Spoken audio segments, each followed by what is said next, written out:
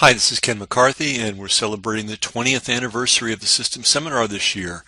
And I'm doing that by reading from the System Club Letters book and also throwing in a few other things into the mix. And at a certain point, I will run out of chapters of this book, and then I'll get on to my other book called Maximum Money in Minimum Time, which is a collection of the many sales letters I used to sell the System Seminar in its early days. But today, on the theme of the importance of reading books, and I just cannot possibly stress that highly enough. Every successful person that you'll ever meet who's had sustained success, not a one-hit wonder, is a reader. That includes Jay Abraham.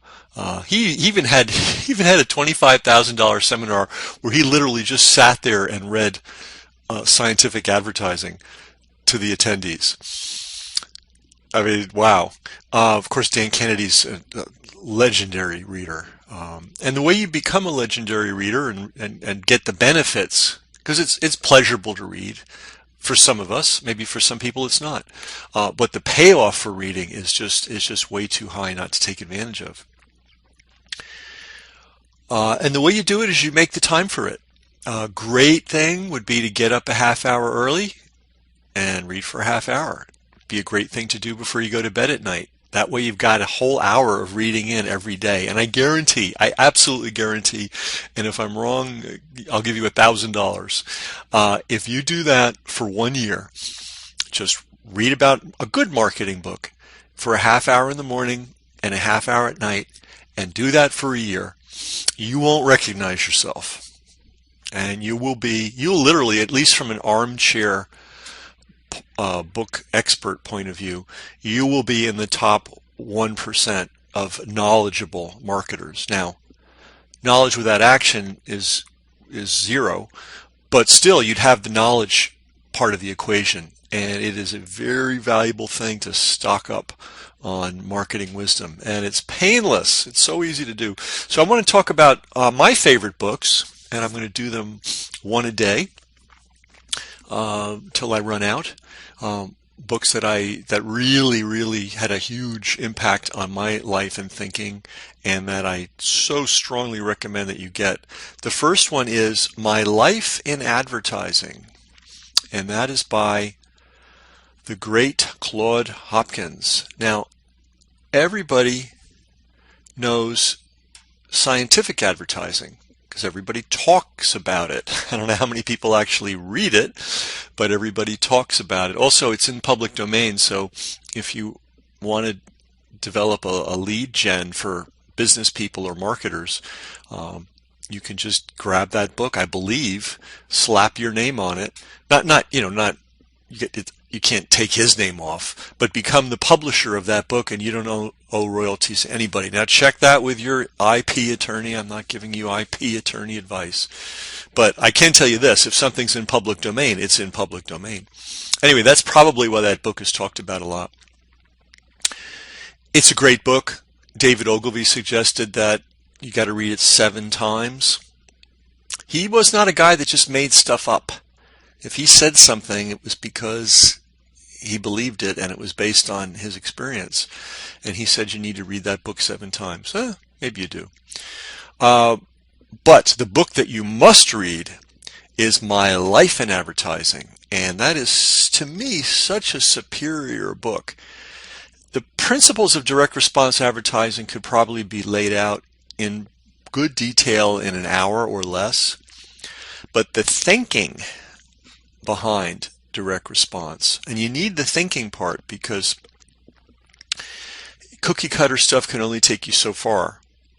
If cookie cutter stuff worked perfectly, then one guy would rule the world, right? He would just have a cookie cutter for everything, and he'd hire people in the Philippines or in India to execute, and he would just sit back and everything would just run smoothly. It doesn't work that way. Success has to be custom made, and there's a lot of twists and turns, and that's where the thinking comes in. And that's why this book, My Life in Advertising, is so great, because it's not about writing ad copy. It's not about writing ads. It's not about marketing. It's about solving business problems, generally promotional problems. And the copywriting part is the trivial part in the stories that he tells.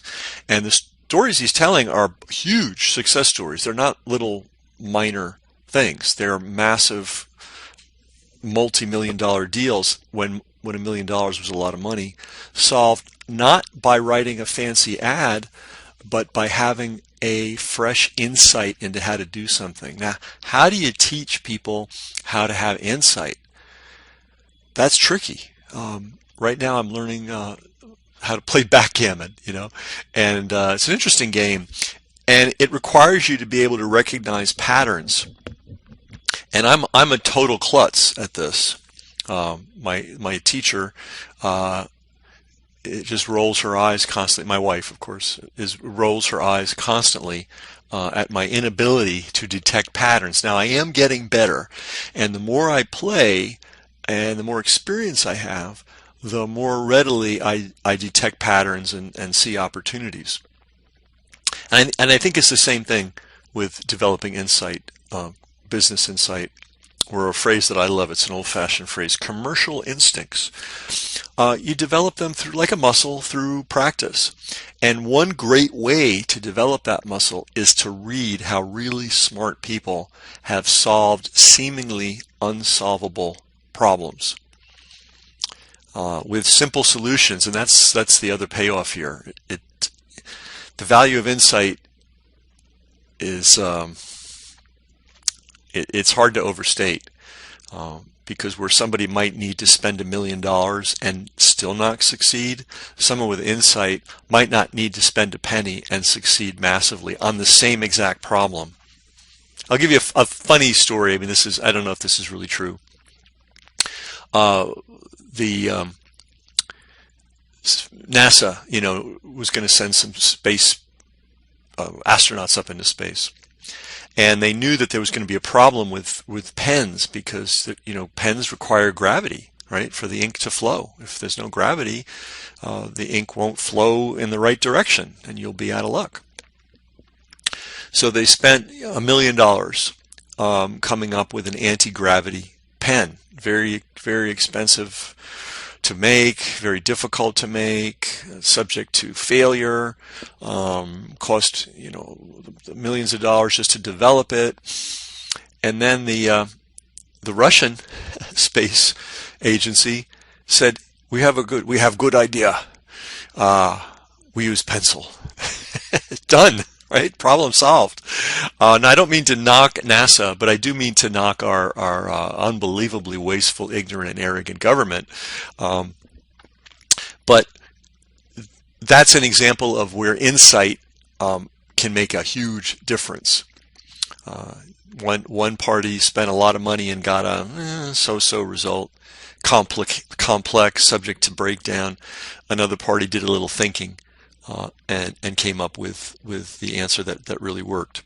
So the first book I want to recommend so strongly to you is My Life in Advertising by Claude Hopkins. Please, if you do nothing else this year or this month, get this book and read it. It will blow your mind. It's just stories. And it's,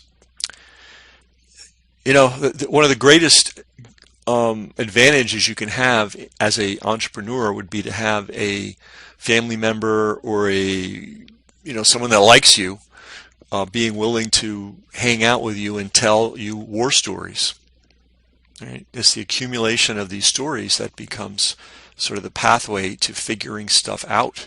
And most of us don't have that in our lives. I didn't have it, but I got it from books. And again, the number one book I would recommend is My Life in Advertising. If you want to read scientific advertising too, why not? But definitely read My Life in Advertising. And sometimes they come together in a single edition. So I'll see you next time.